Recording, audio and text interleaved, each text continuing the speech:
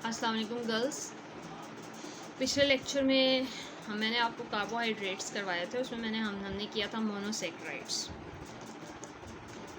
और मोनोसेक्राइड्स की simplest example मैंने आपको करवाई थी ग्लूकोज एंड फ्रुक्टोज। आज हम करेंगे oligosaccharides. Oligosaccharides are those carbohydrates जब हम इनको हाइड्रोलाइज करते हैं, they can be hydrolysed. These are not simple sugar. Simple sugar तो मोनोसेक्राइड्स होते हैं। जब हम इनको हाइड्रोलाइज करते हैं तो ये हाइड्रोलाइज होकर 2 to 9 मॉलिक्यूल्स प्रोड्यूस करते हैं मोनोसेक्राइड्स। फॉर एग्जांपल ओलिगोसेक्राइड्स की हाइड्रोलिसिस करेंगे तो ये 2 to 9 molecules of simple sugar या मोनोसेक्राइड प्रोड्यूस करेंगे। ओलिगोसेक्राइड्स अगर 2 मोनोसेक्राइड मॉलिक्यूल प्रोड्यूस करें तो उनको हम डाइसेक्राइड्स कहते हैं, क्योंकि इनको हम फर्दर क्लासीफाई कर देते हैं ओलिगोसेक्राइड्स को into disaccharides if they produces 2 units of monosaccharides. यहाँ इनको हम ट्राई भी कह सकते हैं, tetra, penta, hexa and so on. So they can be classified into di, tri, tetra, penta depending on the number of monosaccharide units they produces. So इनको हम easily hydrolyse कर सकते हैं। इसके अलावा आपकी बुक में इनकी प्रॉपर्टीज़ दी हुई हैं कि these are also white crystalline solids होते हैं ये, और sweet in taste होते हैं and soluble in water. For example, you are given 3 different oligosaccharides. For example, C12H22O11. This is the formula for sucrose. This is also the formula for lactose. ये lactose, अब sucrose, lactose और maltose तीनों का formula C12H22O11 ही होता है, लेकिन इन दोनों के स्ट्रक्चर डिफरेंट, तीनों के स्ट्रक्चर डिफरेंट होते हैं। जब हम इन तीनों का रिएक्शन वाटर के साथ करेंगे तो ये हाइड्रोलाइज होके, अब आपने याद रखना है कि ये सुक्रोज जब भी हाइड्रोलाइज होता है ये प्रोड्यूस करता है ग्लूकोज एंड फ्रुक्टोज।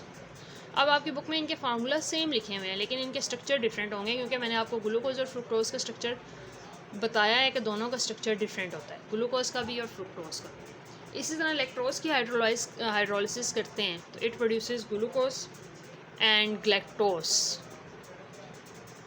इन दोनों के फार्मूलाज भी डिफरेंट होंगे। माल्टोज की हाइड्रोलिसिस करेंगे तो 2 यूनिट्स ऑफ ग्लूकोज प्रोड्यूस करेंगे, यानी ग्लूकोज प्लस ग्लूकोज। इसका मतलब है ये तीनों ओलिगोसेक्राइड्स हैं, sucrose, lactose and maltose, because they on hydrolysis produce simple sugar और मोनोसेक्राइड्स, और इनको हम डाइसेक्राइड्स कहेंगे। डाई क्यों कहेंगे? उसकी वजह यह है कि ये 2 यूनिट्स ऑफ सिंपल शुगर या मोनोसेक्राइड्स प्रोड्यूस कर। So girls, this is very very important कि आपको ये पता होना चाहिए कि डाई ट्राई में क्या डिफरेंस है। फॉर एग्जांपल आपकी बुक में एक सेल्फ असेसमेंट एक्सरसाइज दी हुई है, इस पर हम कंसंट्रेट करेंगे कि आपकी बुक में दिया है classify sucrose, lactose and maltose as mono, di और ट्राई, गिव रीज़न। तो आप लिखेंगे ये आपकी बुक में सुक्रोज, लैक्टोज और माल्टोज की एग्जांपल्स दी हुई हैं। ये तीनों बेसिकली डाइसेक्राइड्स हैं, because on hydrolysis they produce 2 units of simple sugar. Is galactose a monosaccharide? Galactose monosaccharide ही है, because it is simple sugar. ये लैक्टोज की हाइड्रोलिसिस से प्रोड्यूस हो रहा है, it is monosaccharide. Raffinose on hydrolysis, ये देखें एक कंपाउंड है रेफिनोज, इसकी हाइड्रोलिसिस करते हैं तो ये 3 ग्लूकोज मॉलिक्यूल्स प्रोड्यूस हो रहे हैं। तो अब वो कह रहा है रेफिनोज डाइसेक्राइड होगा। No, you will write it that raffinose is not disaccharide, it is trisaccharide, because it produces 3 units of simple sugar or monosaccharides. Similarly आपकी बुक में पॉलीसेक्राइड्स दिए हैं। पॉलीसेक्राइड्स ऐसे कार्बोहाइड्रेट्स होते हैं जो हाइड्रोलाइज होकर 100 to 1000 units of simple sugar produce करते हैं। बहुत बड़े मॉलिक्यूल्स होते हैं, और इसकी एग्जांपल है स्टार्च एंड सेलुलोज। इसके अलावा इसकी प्रॉपर्टीज़ आपको दी हुई हैं, they are tasteless and insoluble in water and they are non reducing in nature. So girls, ये आपने इसको यहाँ से ही आप कर लेंगे। और ये जो मोनोसेक्राइड्स आपकी बुक में दिए हैं, यहाँ पे आप इसको ज़रा हेडिंग्स दे के लिखेंगे। यहाँ पे आप डेक्सट्रोज शुगर की भी हेडिंग दे सकते हैं।